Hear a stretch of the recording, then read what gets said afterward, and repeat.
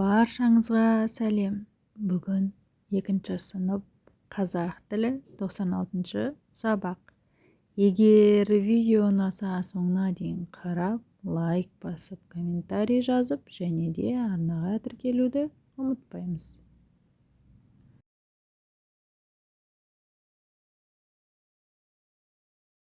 Тоқсан алтыншы сабақ. Зат есімнің жекеше және көпше түрі. Біз бұл тақырыбы бойынша өлең мазмұнын болжау алуды үйренеміз. 49-шы жаттығу тақырыбына қарап өлең мазмұнын болжа, өлеңді мәнерлеп оқы. Өтірік өлең. Ақ тауыққа мініп ап, айға кеттім зымырап, құйынынан тауықтың кетті бұлттар ыдырап. Бұл не себепті өтірік өлең екенін дәлелде. Зат есімдерді тауып, жекеше не көпше екенін айт. Өлеңдегі іс-әрекеттер шындыққа жанаспайды, өйткені тауық пен айға ұшу ол мүмкін емес. Сондықтан да бұл өтірік өлең болып саналады. Мұндағы жекеше түрдегі зат есімдер тауық, ай, құлын, ал көпше түрдегі зат есімдер бұлттар. Осылай дәптерге қатесіз әдемілеп жазып аламыз.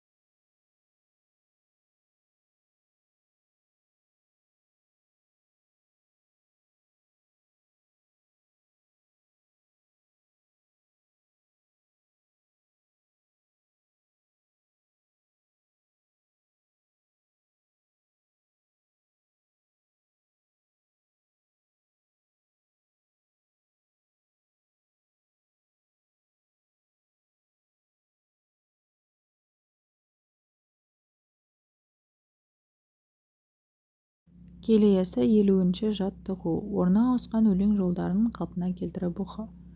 Көгершін.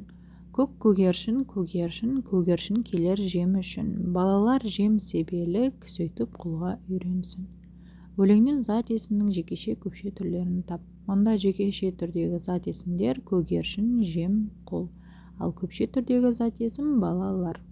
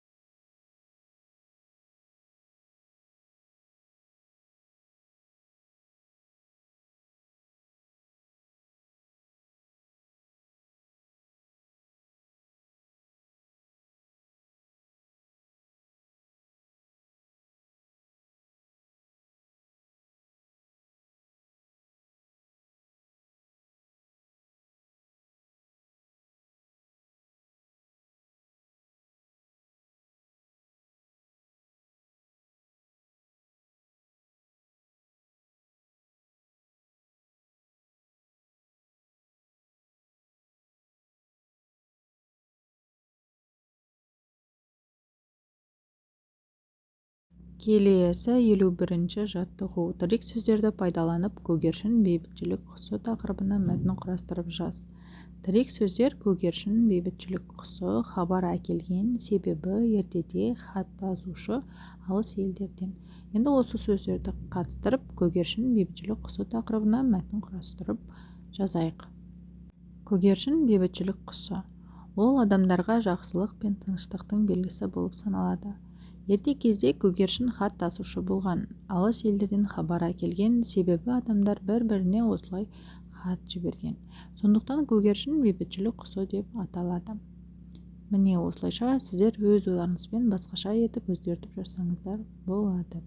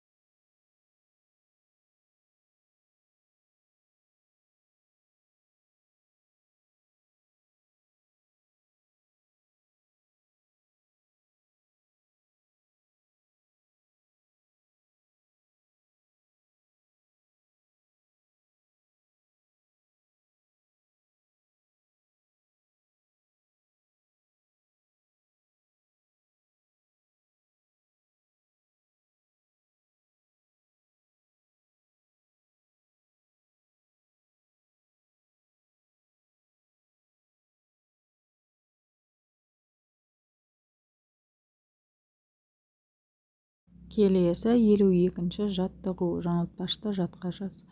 Торта қойдым, орта қойдым, орта қойдым, жорта қойдым. Жаңылтпашты дәптерге жатқа жазамыз.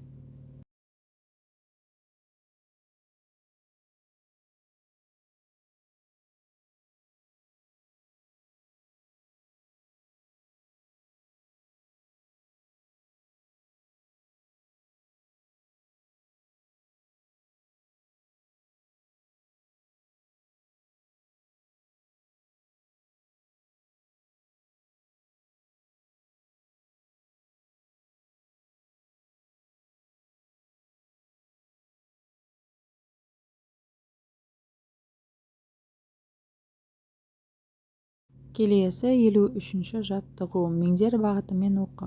Шыққан сөйлемді тақырып етіп алып мәтін құрастырып көр. Мұнда бізде құстар біздің досымыз деген сөйлем шығады. Яғни бұны тақырып етіп осыған мәтін құрастырып көрейік. Құстар табиғаттың көркі, адамның жақын досы. Олар аспанда қалықтап ұшып айналаны әсем әнге бөлейді. Құстар зиянды жәндіктерді жеп бақ пен орманды қорғайды. Сол арқылы табиғатқа үлкен пайда келтіреді.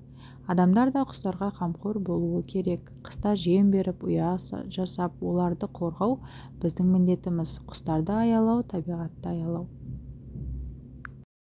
Осымен бүгінгі сабақ аяқталды. Егер де видео ұнаса, соңына дейін қарап, лайк басып, комментарий жазып, және де арнаға тіркеліп, достарыңызбен бөлісіп қоюды ұмытпаймыз. Сонымен қатар, түсінбеген жерлеріңіз болса, сұрақтар туындаса, комментарийға жазып сұрай берсеңіздер болады. Мен міндетті түрде барлықтарыңызға жауап беретін боламын.